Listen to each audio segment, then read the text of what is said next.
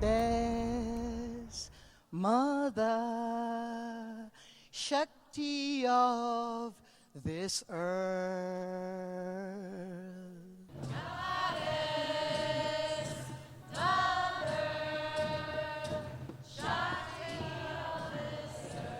Mother, Amma, Mai, Ma, millions of names for the divine Mother Earth.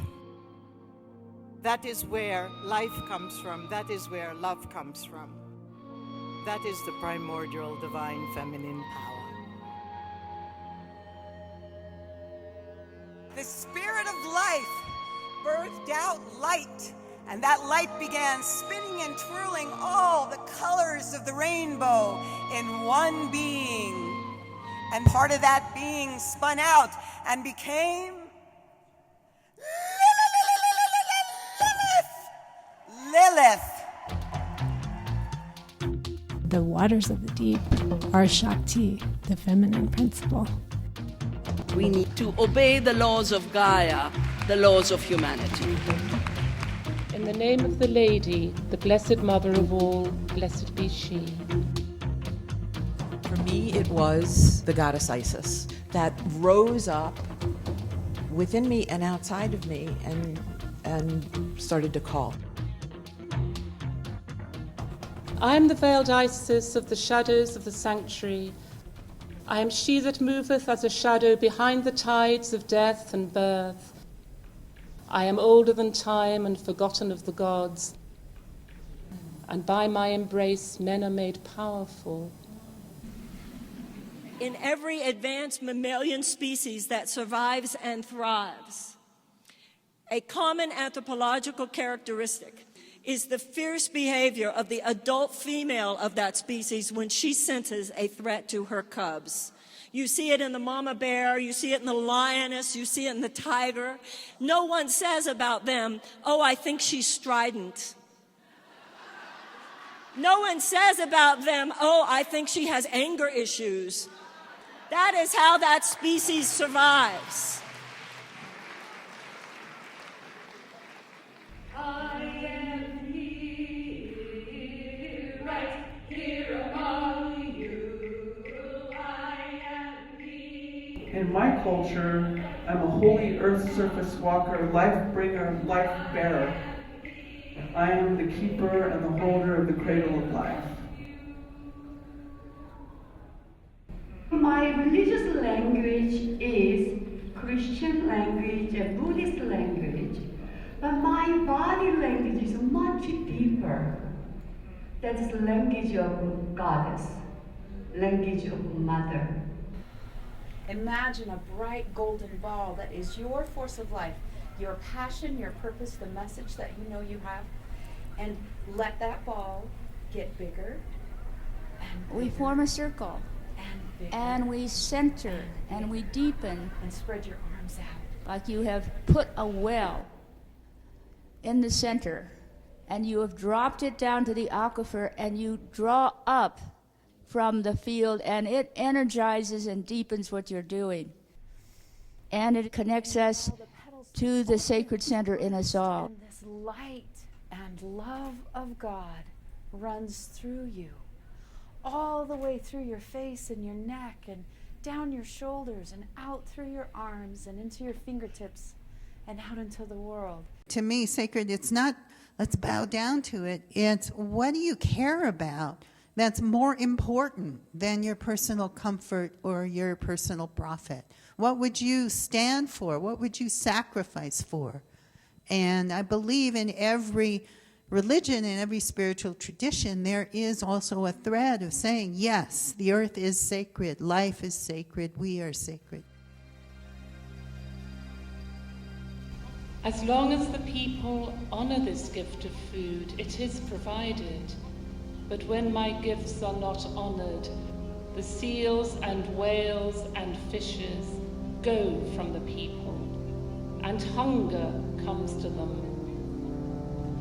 Hunger of body, hunger of soul. I decided as a young girl, even though I grew up in the forests, to be a physicist. Einstein was my inspiration. And quantum theory taught me what ecology teaches me, what we as women learn. Everything is interconnected. There is no separation between the earth and humanity. The earth is not profane. She is the ground of the sacred. When you breathe in a breath of Mother Earth. When you breathe in, you're breathing in the gift of life from the green plants of the planet. And when you exhale, you're returning the gift of life to them. It's exactly what's happening. They produce oxygen that you need to live. You produce carbon dioxide that they need to live. Every breath is an exchange of life.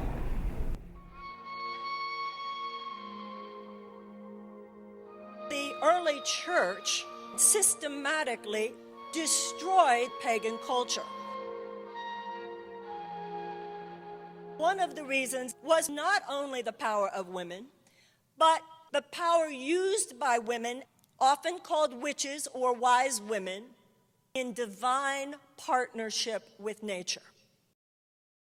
It was replaced with the paradigm that says God has given man dominion over the earth.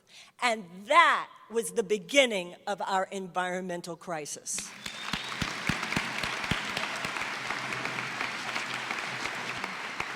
Even behind the political morass that we have, reductionist science dominates. I'm at the oldest environment school in the country, at Yale. Scientists for 10 years have not even spoken to me because I represent a different and alternative metaphor.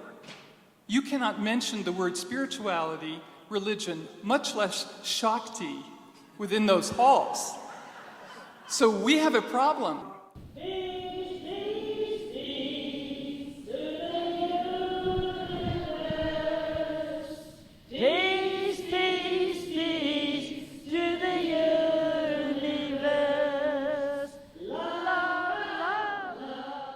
In my culture, we refer to the whole of humanity as Ngāti We are the living breath of the central sun, and we cannot be separated. We cannot separate the genders, and we cannot separate the generations. So I'm your sister whether you like it or not.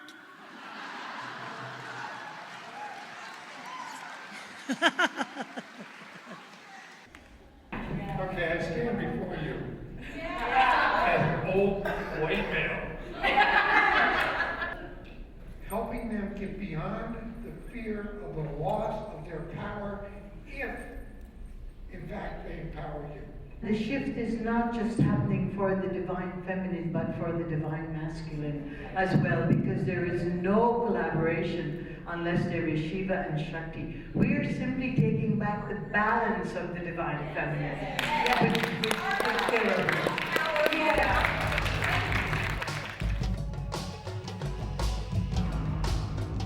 We're going to discover and to live and to fulfill a very important role for women and for civilization that the world hasn't seen for thousands of years. The time has come to say enough and no more. The goddess was formally acknowledged as equally or even more powerful than the god. But patriarchy has relegated the goddess to the role of consort. Who was demoted first, goddess or women? That's a chicken and egg story. I was 45 years old and started to study Kabbalah before I ever heard the term Shekhinah, Judaism's divine mother. And we were angry. Who knew we had to rediscover her? I lived in Syria for 20 years. One of the issues that we are raising in the Muslim community is we want women to feel at home in their spaces of worship, in the mosques, right? And we don't see ourselves as reformists. Rather, we see ourselves as reclaiming something that was taken away from us. So we want that back. And it means a fight, so be it, right? But we are anchoring ourselves in our religious traditions, right? It means that we have to exert effort to learn what those traditions are, but the walls, the barriers, the screens will come down, inshallah.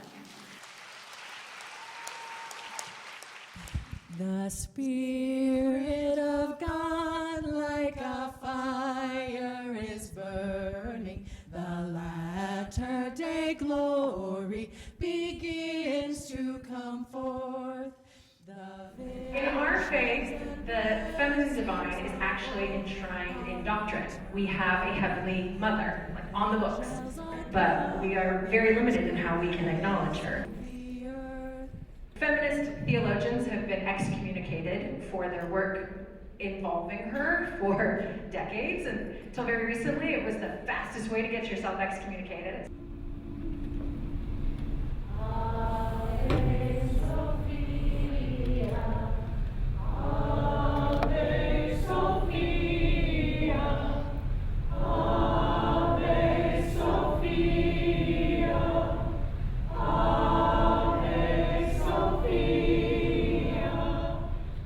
I think that probably one of the best kept secrets in the history of Christianity is the fact that women were ordained in Christianity for 1,000 years, for about 1,000 years.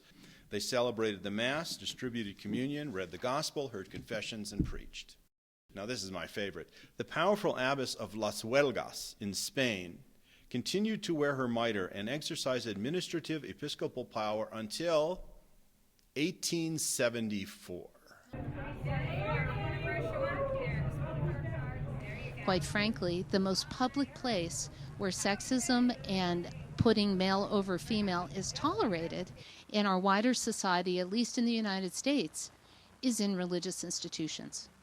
Oshun, Oshun, Oshun. Call me by name whenever the feminine is degraded, whenever softness is muffled, or whenever sheer beauty lies broken. Women are disproportionate victims of some of the world's most serious and pervasive problems. An estimated 1 in 3 women will be beaten, coerced into sex, or otherwise abused in her lifetime.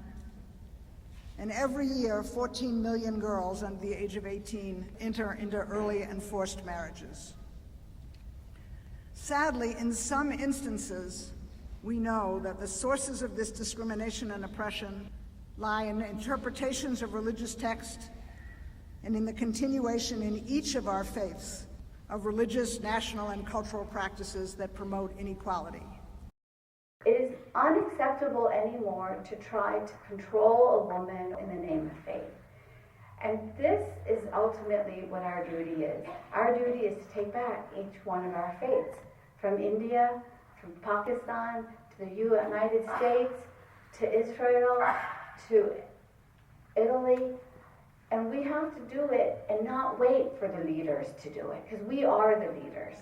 That's right.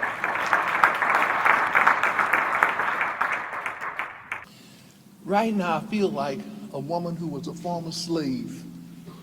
Her name was Sojourner Truth. And for 40 years during the 19th century, she traveled the country speaking for women's rights and for the abolition of slavery and for anything that was an injustice to a human being. And on one occasion in 1851, she gave a famous speech called Ain't I a Woman? Say it with me right now. Ain't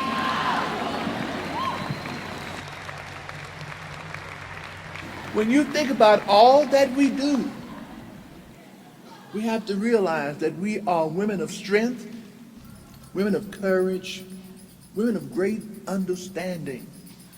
It's time for us to release our fears.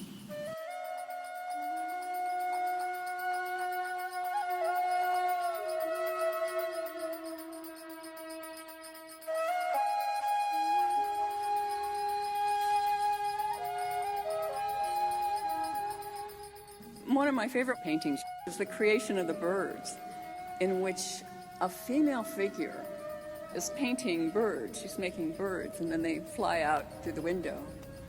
And I thought, well, birds, creation of birds. Don't women create birds every day with a word or a touch or an insight? Things that are beautiful, things that sing, things that are free. And we do. We are women. We have an accountability to our mother, the earth.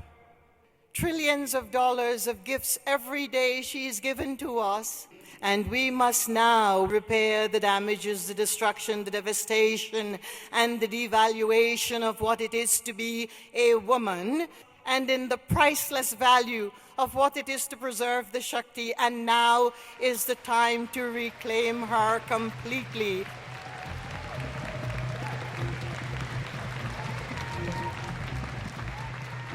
Great change breaks upon us suddenly, like a drenching rain that makes the deserts bloom.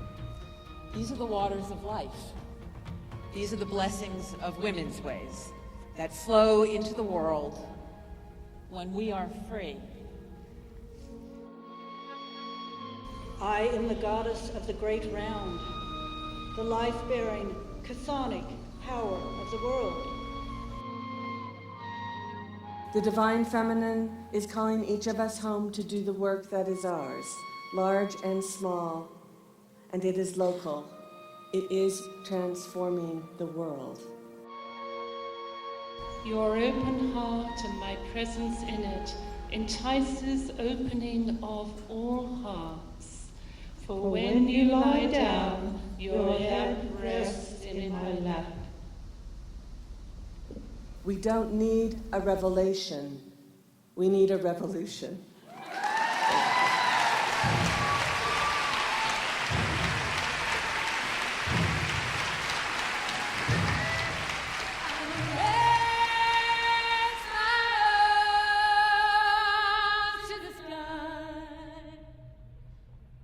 I will walk through that door.